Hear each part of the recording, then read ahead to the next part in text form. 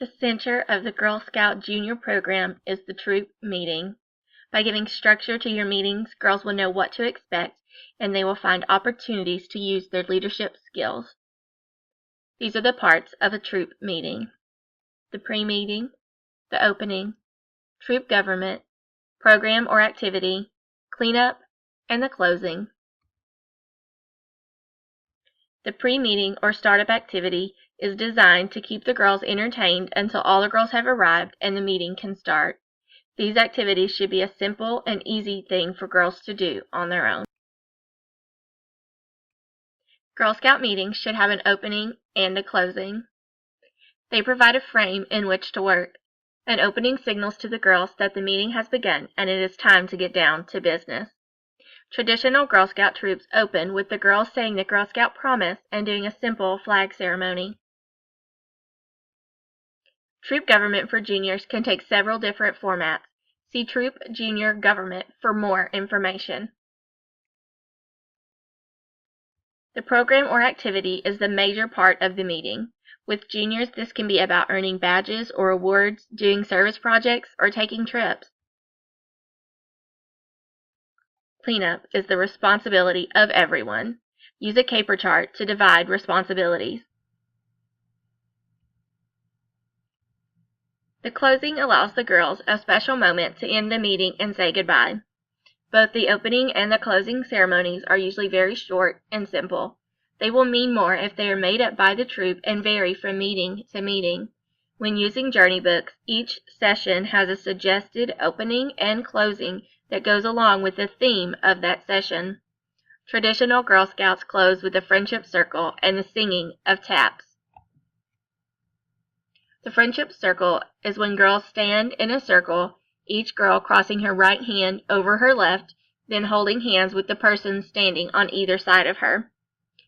Once in the circle, one person starts the friendship squeeze. This is a good time to use the Do It, Did It can to determine who gets to start the squeeze. When you feel your hand squeezed, you put your right foot into the circle and then squeeze the hand on the other side of you. Everyone is silent as the friendship squeeze is passed around the circle. It stands for friendship with Girl Scouts everywhere. Once everyone has felt the squeeze, they all say, "Good night, Girl Scouts," and turn to the right under their arm, never letting go until facing out. Guides to quality programming.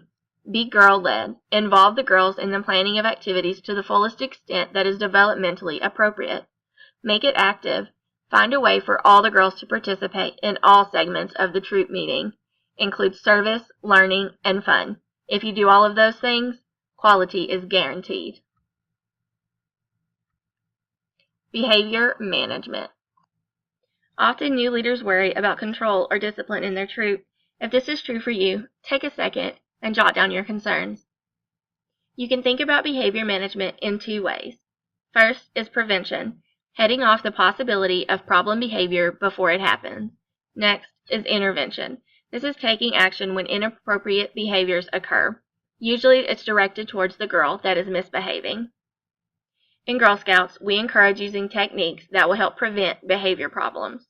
Techniques for prevention include using the meeting wheel so your meeting has structure, using the caper chart and the Do It, Did It cans to keep girls involved in the details of the meeting, using the girl processes, girl-led, learning by doing, and cooperative learning.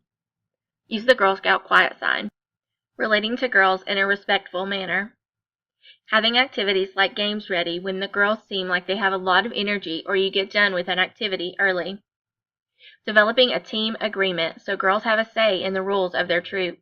See your junior journey book for details on team agreements. Team agreements outline how team members cooperate together. Brainstorm with your juniors about why it is important to create a strong team. Using positive reinforcement activities when necessary. Sometimes you have a group of girls that need some external motivation to control their behavior. When that is the case, you should try some positive reinforcement techniques. You may find that initially you will need to use these techniques every week, but as the year goes on, girls will mature and begin to discipline themselves. Here are a couple of ideas. You may come up with your own. First is the troop candle.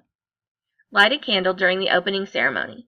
If the troop is well behaved, the candle will burn for the entire meeting and is then blown out during the closing. If the troop is disruptive, the leader blows out the candle immediately. The goal is to have the candle burn down. Then the troop receives a special treat or surprise. Start with a candle that will burn quickly, then increase the amount of time it will take for the candle to completely burn by using increasingly large candles. Complete the word. If the troop has had good behavior the entire troop meeting, you will put up a letter. The next meeting, behavior is good again, put up the second letter. If the troop is disruptive, no letter goes up. The goal is to spell out the special treat the troop will get for good behavior. Here are a few tips for leaders.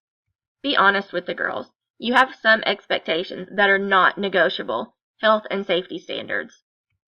Work towards creating a positive team atmosphere in the meeting. Girls can learn to discipline themselves if they feel secure, trusted, and valued. If they understand the rules, help make the rules, and know why the rules exist. If they are involved in planning their activities. If you believe a girl is at risk of hurting herself or others, your role is to get her the expert assistance she needs. Contact staff members at the closest Girl Scout office and find out how to refer girls and their guardians to experts at the school or in the community.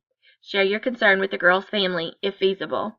More information is available in your Volunteer Essentials resource guide. Before we started going through this last section, I ask you to take a second and jot down your concerns. Now, are you still worried? If you are and you still have questions, you can call 1-800-475-2621 or email gswrc@gswrc.org.